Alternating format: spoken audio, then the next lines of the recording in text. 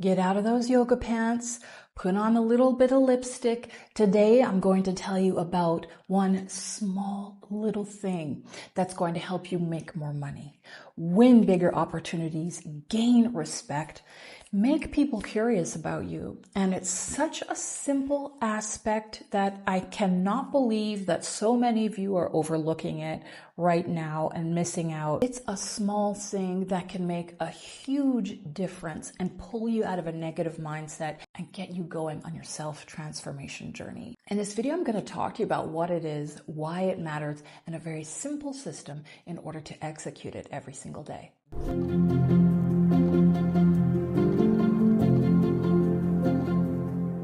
So many times we hear, don't judge a book by its cover, right?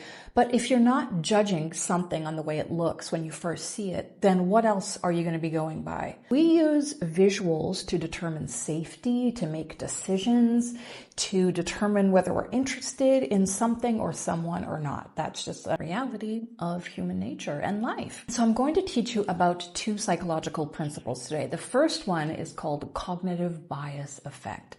So first impressions are made within 0.1 seconds. Okay, this is before you can say a word. A person has looked at you, made an impression, and from then on, their brain is going to work to confirm it. So if someone meets you and they think, oh, they look kind of ditzy, their brain is instantly going to be constantly working on finding evidence to support that. If someone sees you and is like, oh, they look very capable, that's their first impression. The brain will fight to look for proof that they are capable. And even sometimes if we see proof that this person is not capable, the brain will override it. It wants to believe the first impression so badly. And the second psychological principle is the halo effect. So if people notice something good about you, just like one good thing, they will assume a bunch of other good qualities.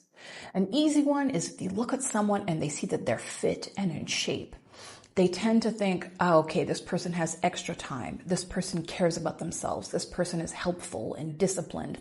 And they associate a bunch of other traits with that too. Kindness, maybe even generosity. If people see that you're wearing clothes that fit you and colors that have been tailored perfectly to you, they may assume that you're rich, right? And even though we have been societally programmed to believe that rich people are evil, right? In the movies, the rich people are the villains, right? Think of the Titanic movie. You got the woman who's stuck on this beautiful luxury ship entering this terrible life of being cared for and living in a mansion. And she's got this terrible husband, right? And who does she fall for? The poor dude working on the ship. Okay, oh my God. The movies try to shift you into that thinking. But the thing is that humans do tend to associate the look of wealth with other positive traits. And the look of wealth to give someone an easy, quick first perception that you care for yourself well is actually quite easy. All you need to do is to get ready every single morning, every single day.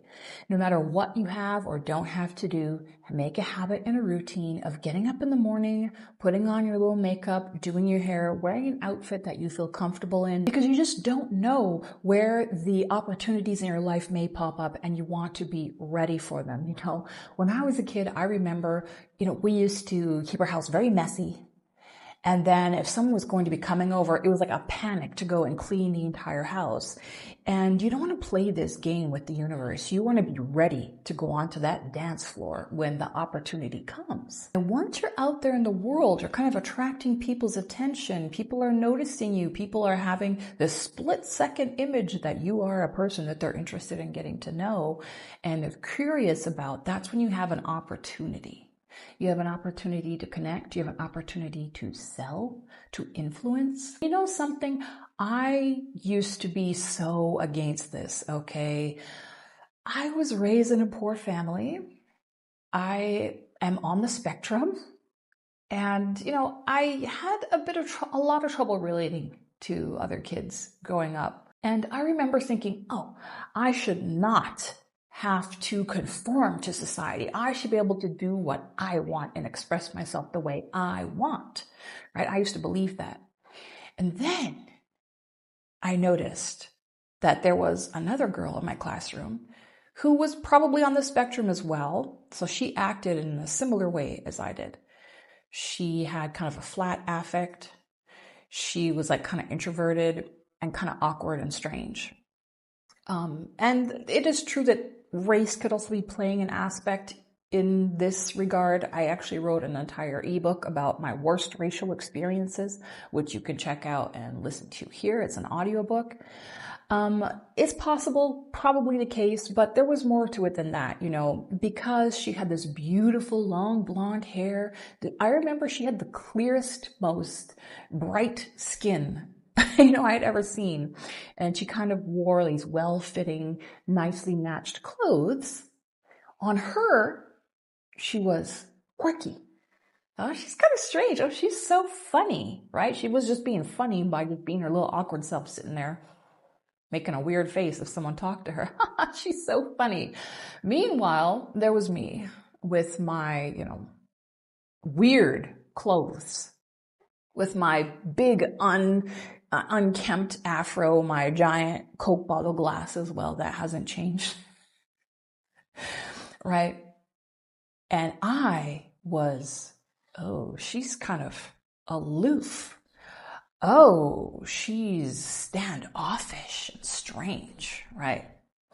So I learned very early on in life how to play the human game. And here's the thing about life and human society. I tried to go and live in a cabin in the woods all by myself where I would not have to worry about anyone or anything. I didn't want to be perceived. I didn't want to put on a nice face. I didn't want to mask or anything else like that. I don't want to be bothered. And I actually still put on makeup and got myself together every single day because I noticed it just made me feel better. But also I realized that interacting with humans in human society is part of what helps me grow. Now, we cannot control how people react or respond to us, but we can influence it. And that is an art. And that art can make you a lot of money online. And money can get you freedom and expression. You can play the game or you can rant and rail against it. The choice is yours. So the first part of your daily system and routine is going to be getting ready. The second part is this super cute little trick I picked up from a video here on YouTube by the Sales Girls. Write in your journal in the morning in the past tense as if your ideal day already happened. I actually tried this. I talked about it on my other channel. I wrote that I had, a certain number of ebook sales for that day. I wrote that, my landlady was going to be very easygoing about giving me my deposit back. And, I wrote that, I got a lot of work done on my project that day.